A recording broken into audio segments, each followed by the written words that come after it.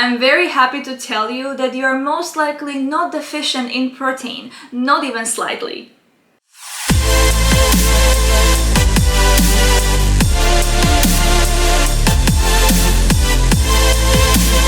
Hi everyone and welcome to my channel. My name is Lenka and I'm a sports nutrition specialist. Shanghai lockdown. It's been a month and for many of you even more. I haven't made a single video during this time because honestly it's been so stressful.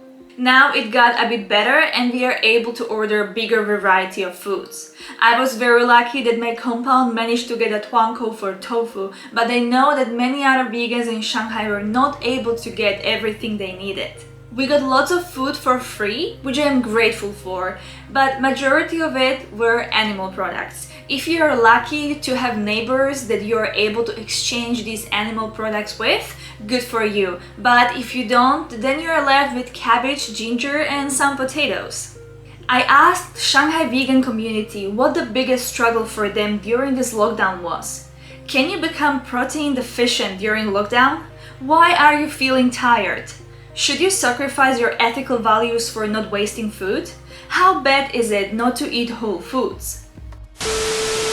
We will get to these questions in a moment. If you are not subscribed yet, please consider subscribing. It really helps my channel and thanks to you liking this video, it can reach more people who are dealing with similar problems. Thank you.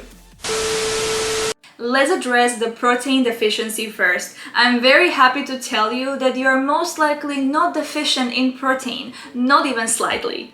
Even if you're an athlete, with a low volume of heavy weights workout, you don't need as much protein as you are used to.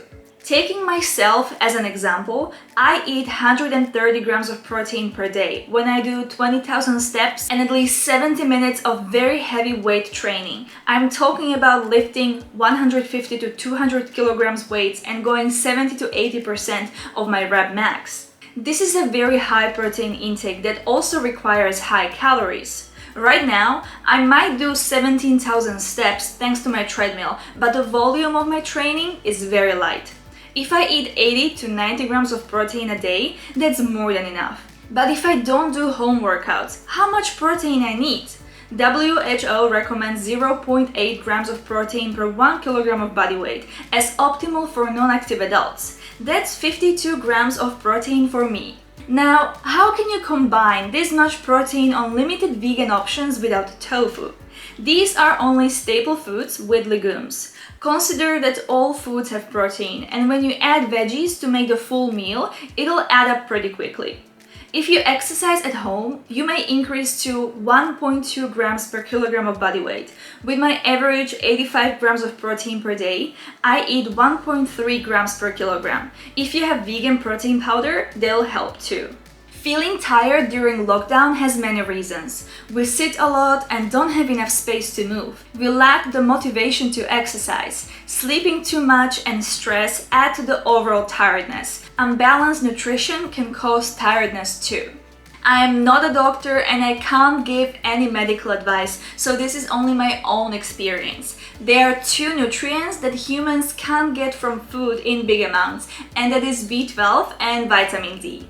Lack of B12 can cause brain fog, so make sure to take your supplements. Vitamin D is not really a vitamin. Our body absorbs sun rays and creates this substance in our body. Take advantage of any sunny space in your apartment. 20 minutes of direct sunlight on your palms and forearms for 20 minutes is enough for light skin, and people with darker skin need around 30 minutes to charge up. We tend to improve our mood with eating. It's very hard to get a rainbow salad out there these days, so we choose comfort foods. There is nothing wrong with that. I baked traditional yeast pastry more in these 4 weeks than I did in the past 7 years. But what if your only option is a cookie that contains egg or a bread that contains milk? The first 3 weeks of lockdown, it was impossible to order anything for yourself, and many places were restricted to only essential groceries. It's nearly impossible to group order some vegan products when you are the only vegan in a community. For me personally, I'm never tempted by the obvious animal products such as meat, dairy, and eggs. But when it comes to snacks or breads, it's more difficult to connect it to the animal suffering because everything is coated in sugar and chocolate. Many people don't own oven to bake something. Does this one box of cookies really matter? Will you feel worse after eating this bread? If your answer is yes, try to exchange it with your neighbors or just give it out so you are not tempted. If you do eat it, take this as something you can learn from. Let's say from now on, I'll keep an emergency vegan snack box because I know I'll crave this the most when I'm stressed. I'll buy a mini oven so I can be more self-sufficient. If you acknowledge it, this one bad decision won't make you any less vegan because veganism is not about perfection. It's about how much you can do right now. If you're lucky to have an oven, air fryer, etc., that's awesome. Here's where another struggle comes to place. Many vegans I know, including myself, follow whole food plant-based diet.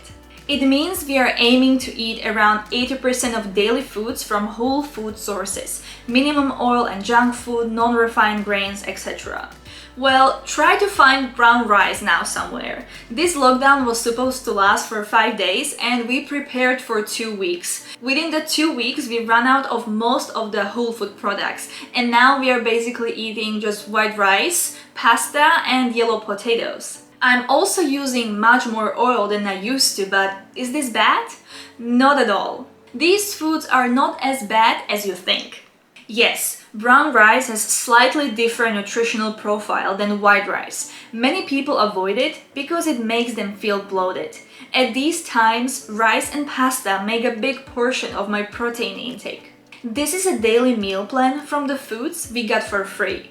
While some nutrients have lower values, it doesn't mean you're not getting them at all. If you were eating very healthy before, these few weeks won't make you unhealthy. Our body is not that sensitive.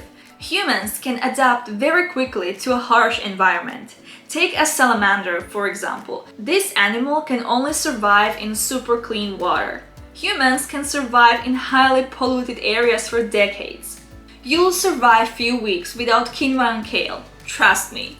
Still, you should aim to eat as many various plants a day as possible. If you have some bags of spirulina, kale powder, or a multivitamin supplement, use it. This is the time when it can make a significant improvement to your health. Are you also in lockdown? Do you have some other things you struggle with? Do you need help? Please let me know down below in the comment section and I'll try my best to answer your question. And as always, if you enjoyed this video, please click like and subscribe to my channel. See you next time. Bye!